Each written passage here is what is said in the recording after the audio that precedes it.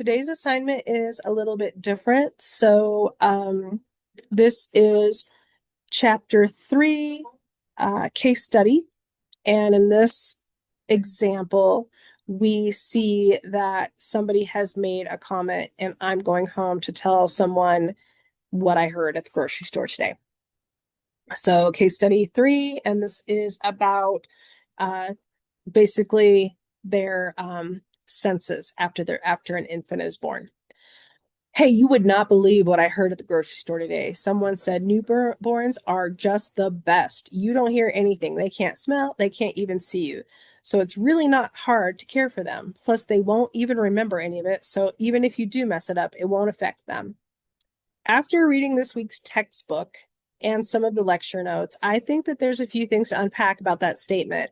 While there was one small part that is somewhat true, most of what they said is not supported by what we learned.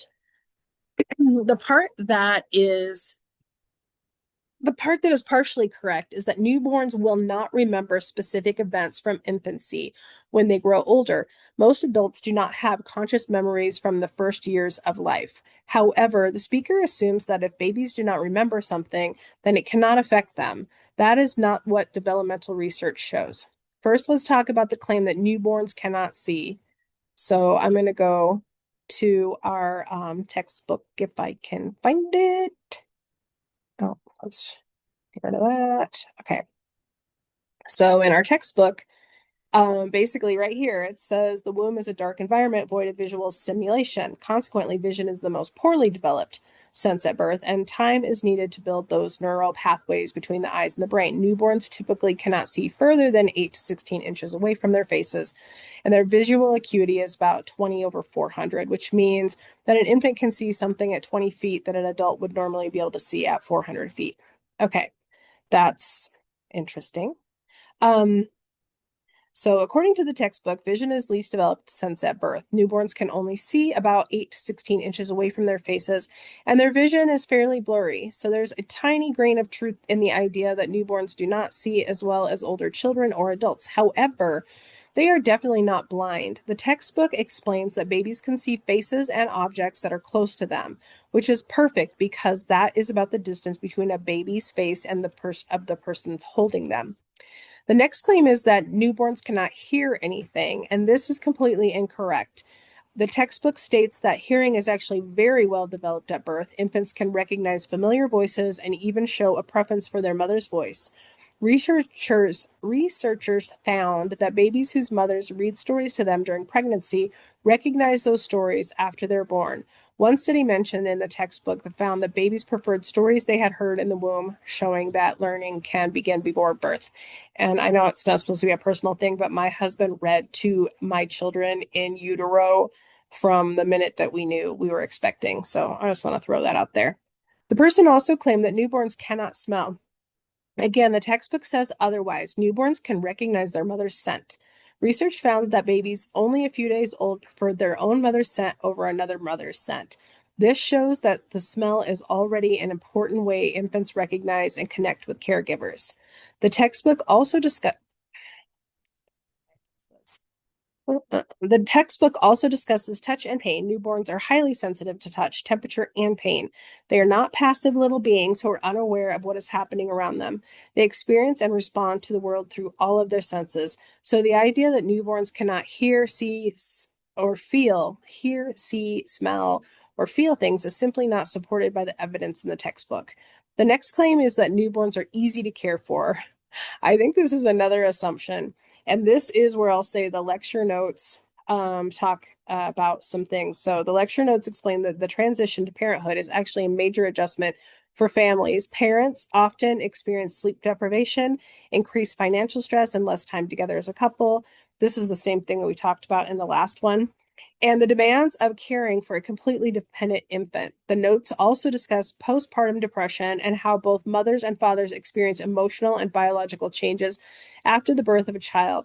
Caring for a newborn is clearly much more complex than the speaker suggests. So I'm going to show the lecture notes. Hold on, stop. Yeah, how do I get rid of that? Sorry.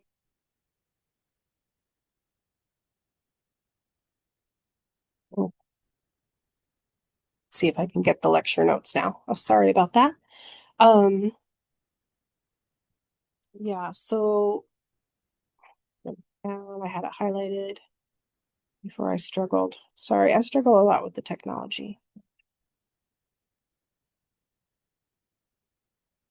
So here's where we talk very similarly to the last one, where we're talking about parents after birth and how everything changes, and you might get depressed, you might be sleep deprived. There's a lot of added demands, that sort of thing. So, okay, it's back over here.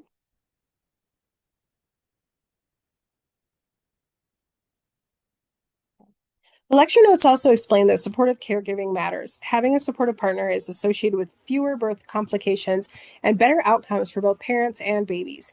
If early experiences did not matter, then support, bonding, and caregiving would not be so important. I did not think that the lecture notes from this unit quite covered the infant senses, but it did cover the the needing the support. I think the biggest misconception in the statement is that because babies will not remember these experiences later, that they are unaffected by them. Development begins immediately. Babies are learning about trust, security, comfort, and relationships from the moment they're born. Their brains are developing rapidly, and their experiences help shape the development, even if they cannot later describe those experiences in words. So, what should have the person said instead? A more accurate statement would be newborns may not remember specific events later in life, but they are already learning from the world around them.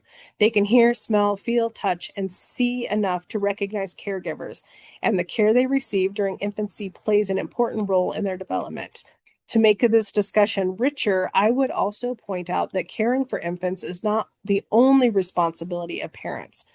The next lecture notes discuss larger issues such as healthcare access, parental leave, and family support systems.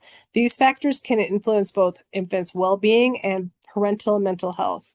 Looking at infant development means considering not only the baby, but also the environment and the support systems surrounding the family. In conclusion, while it is true that newborns will not consciously remember specific events from infancy, the rest of the statement is largely inaccurate. Newborns can hear, see, smell at close distances and respond to touch and pain. They are actively learning from their environment, and the care they receive during infancy has important effects on their development. This week's textbook and lecture notes show that newborns are much more aware and capable than many people realize. Thank you. Again, this is Jill Edwards, and this is Chapter 3, Case Study on Infant Senses. Thanks so much.